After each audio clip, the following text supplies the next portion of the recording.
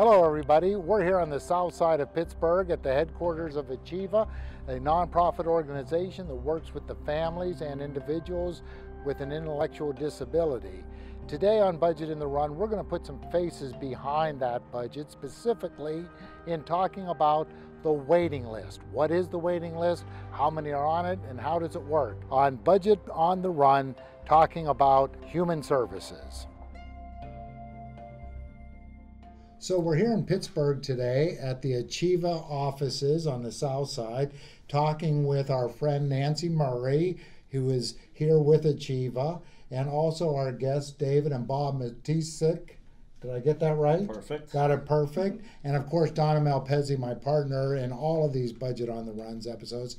But we're here talking about an issue in Pennsylvania, and that issue is the waiting list. And what the waiting list is, who it impacts, what the issues are about it, and what the state budget that has been proposed by the governor may do. Nancy, we were just talking about the whole issue of the wait list. What is the wait list? The waiting list is, as I explain it to people, it's not like a bakery line. It's not like when you go to a bakery with your little ticket. But the state of Pennsylvania, the Office of Developmental Programs, maintains a list of people with intellectual disabilities and autism across the state in every county who are waiting for services. They could be waiting for residential services, such as Bob. They could be waiting for employment services, in-home services. And right now, and I have the numbers right here, as of the end of 2018, across the state of Pennsylvania, there are 13,278 people waiting for services. 13,000 people with an intellectual disability who are waiting for these services. Yes. How about here locally? Do we know? Locally, in Allegheny County, there's a total of 1,135 people. But I think the critical thing to really think about are the people who are living in emergency situations. What do you mean by emergency Emergency, situations? as the name implies. They have an emergency need for services. So it could have been their last remaining caregiver has passed away, their last remaining caregiver has become too ill to care for them.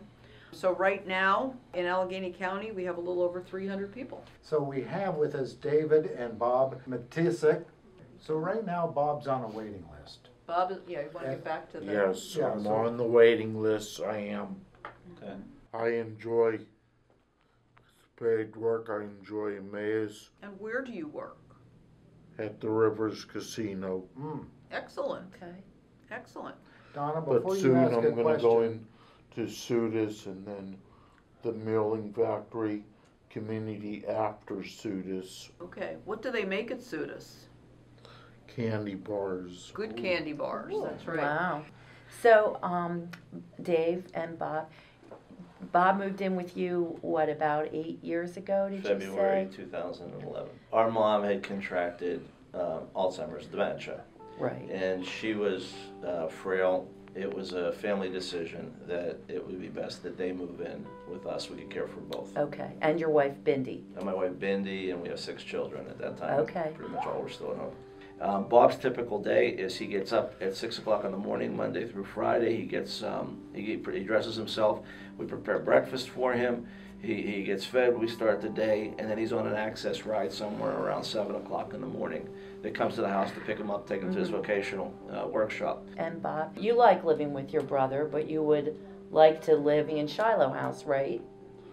Right, in the Shiloh House. And you would get to live on your own then. And that's your goal. And that's what the waiting list assists Yes. with. with this budget, Pack your Nancy, belongings. how many Bobs might we be able to get off of the waiting list? The governor's office has proposed a budget that would provide about 756 people, like Like Bob.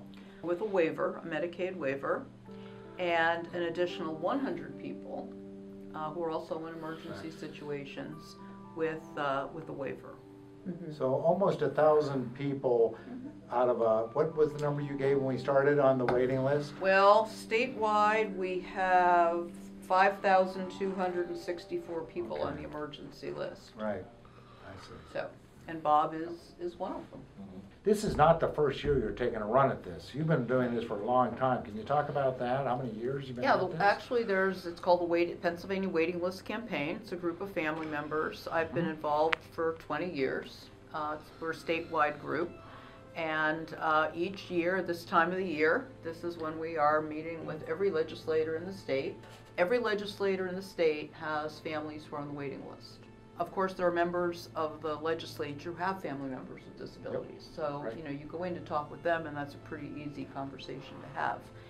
But it's always amazed me when you go in and you talk to somebody who's never known a person with a disability. But you begin to tell them what life is like for family members. For David. Right. And oftentimes, I will have a family member with me when I go to talk with a member of the legislature.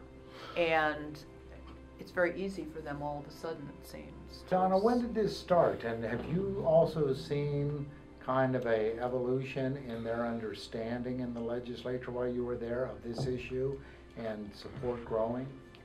Yeah, my recollection is it started back with Dick Tillman, Senator Tillman, who was from Montgomery County. He had elderly parents in his district that had come to him and raised this issue of what was going to happen Who had a son like with Bob? with their child, who was an adult with a disability.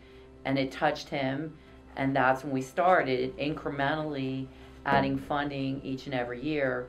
And then it became like bifurcated.